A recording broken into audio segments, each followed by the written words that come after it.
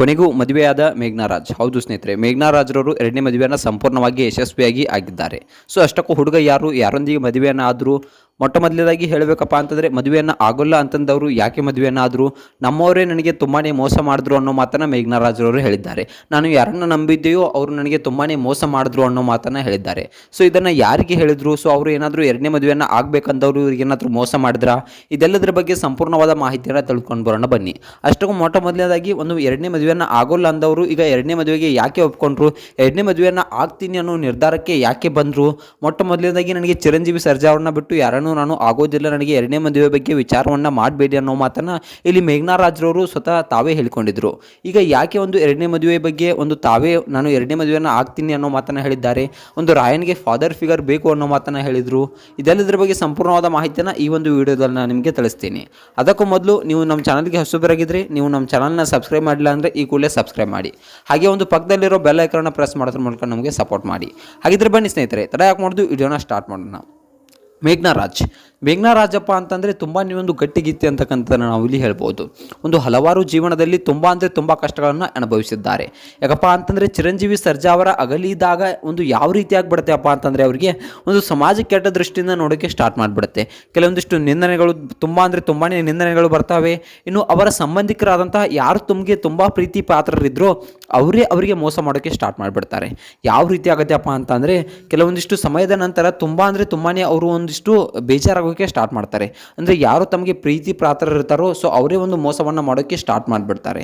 ಯಾಕಪ್ಪ ಅಂತಂದರೆ ತುಂಬಾ ಯಾರನ್ನು ನಂಬಿರ್ತಾರೋ ಅವರಿಗೆ ಮೋಸ ಮಾಡಿದಾಗ ಇನ್ನೇನಿದೆ ಈ ಜೀವನದಲ್ಲಿ ಅನ್ಸೋಕ್ಕೆ ಸ್ಟಾರ್ಟ್ ಆಗಿಬಿಡುತ್ತೆ.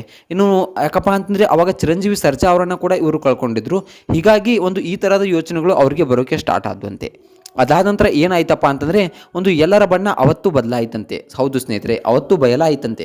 ಚಿರಂಜೀವಿ ಸರ್ಜಾ ಅವ್ರನ್ನ ಯಾವಾಗ ಕಳ್ಕೊಂಡ್ರು ಅವಾಗಿನಿಂದ ಎಲ್ಲರೂ ತಮ್ಮದೇ ಆದ ಬಣ್ಣ ತೋರಿಸೋಕ್ಕೆ ಸ್ಟಾರ್ಟ್ ಮಾಡಿದ್ರಂತೆ. ತಾವು ಯಾವ ರೀತಿಯಾಗಿದ್ದಾರೆ ಅನ್ನೋದನ್ನು ಅವತ್ತು ಹೊರ ಹಾಕೋಕ್ಕೆ ಸ್ಟಾರ್ಟ್ ಮಾಡಿದ್ರಂತೆ. ಕೇವಲ ಚಿರಂಜೀವಿ ಸರ್ಜಾ ಅವರ ಹೆಸರನ್ನು ಬೆಳೆಯೋಕೆ ಮಾತ್ರ ಬಳಸ್ಕೊಂಡ್ರಂತೆ.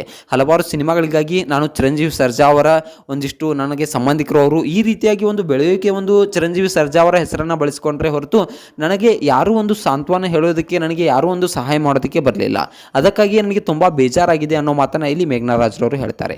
ಇನ್ನು ಎರಡನೇ ಮದುವೆ ವಿಚಾರಕ್ಕೆ ಬಂದರೆ, ಮೊಟ್ಟ ಮೊದಲನೇದಾಗಿ ಎರಡನೇ ಮದುವೆಯನ್ನು ಆಗೋಲ್ಲ ಅಂತಂದವರು ಈಗ ಯಾಕೆ ಆದ್ತೀನಿ ಅಂತ ಮಾತನ್ನು ಹೇಳ್ತಾ ಇದ್ದಾರೆ ಅಪ್ಪ ಅಂತಂದರೆ, ಯಾವುದೇ ರೀತಿಯ ಮಾತುಗಳನ್ನು ಯಾವ ರೀತಿಯಾಗಿ ಹೇಳಿದಾರೆಪ್ಪ ಅಂತಂದರೆ, ನಾನು ಎರಡನೇ ಮದುವೆಯನ್ನು ಆಗ್ತೀನಿ. ಯಾಕಪ್ಪ ಅಂತಂದರೆ ನನಗೋಸ್ಕರ ಅಲ್ಲದೆ ಹೋದರೂ ನಾನು ನನ್ನ ಮಗನಿಗೋಸ್ಕರ ಆದರೂ ಎರಡನೇ ಮದುವೆಯನ್ನು ಆಗಲೇಬೇಕು. ಯಾಕೆ ಅಂದರೆ ನನ್ನ ಮಗ ಇನ್ನೂ ಚಿಕ್ಕವನು, ಅವನಿಗೆ ಒಬ್ಬ ತಂದೆಯ ಬೇಕೇ ಬೇಕು. ಯಾಕಪ್ಪ ಅಂತಂದರೆ ನಾನು ಮೊಟ್ಟ ಮೊದಲನೇದಾಗಿ ನಾನೇ ತಂದೆ ತಾಯಿ ಇಬ್ಬರ ಸ್ಥಾನವನ್ನು ಅವನಿಗೆ ತುಂಬಬೇಕು ಅಂತ ಅಂದ್ಕೊಂಡಿದ್ದೆ.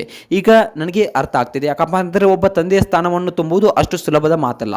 ಯಾವುದಕ್ಕೂ ಒಬ್ಬ ತಂದೆ ಅವನಿಗೆ ಬೇಕೇ ಬೇಕು ಅನ್ನೋ ಮಾತನ್ನು ಇಲ್ಲಿ ನಟಿ ಮೇಘ್ನಾ ರಾಜ್ರವರು ಹೇಳಿದ್ದಾರೆ. ಇನ್ನು ನೋಡಬೇಕಪ್ಪ ಅಂತಂದರೆ, ನನಗೆ ಒಬ್ಬರು ಕಸಿನ್ ಅವರು ಹೇಳ್ತಾರೆ, ನೀನು ಮೊದಲು ಒಳ್ಳೆಯ ತಾಯಿ ಆಗೋಕ್ಕೆ ಶ್ರಮ ಪಡು, ಒಳ್ಳೆಯ ತಂದೆ ಆಗೋಕ್ಕೆ ಯಾವತ್ತೂ ಸಾಧ್ಯವಿಲ್ಲ. ಯಾಕಪ್ಪ ಅಂತಂದರೆ ತಂದೆಯ ಸ್ಥಾನವನ್ನು ಯಾರೂ ತುಂಬಲು ಸಾಧ್ಯವಿಲ್ಲ ಅನ್ನೋ ಮಾತನ್ನು ನನ್ನ ಕಸಿನ್ರವರು ಹೇಳಿದರು. ಅದಕ್ಕಾಗಿಯೇ ನಾನು ಕೂಡ ಕೂತು ಯೋಚನೆ ಮಾಡಿದರೆ ನನಗೂ ಕೂಡ ಎಲ್ಲವೂ ಸರಿ ಅನಿಸ್ತು. ಅದಕ್ಕಾಗಿಯೇ ನಾನು ಎರಡನೇ ಮದುವೆಯನ್ನು ಆಗ್ತೀನಿ ಅನ್ನೋ ಮಾತನ್ನು ಇಲ್ಲಿ ಮೇಘ್ನಾ ರಾಜ್ರವರು ಹೇಳಿದ್ದಾರೆ.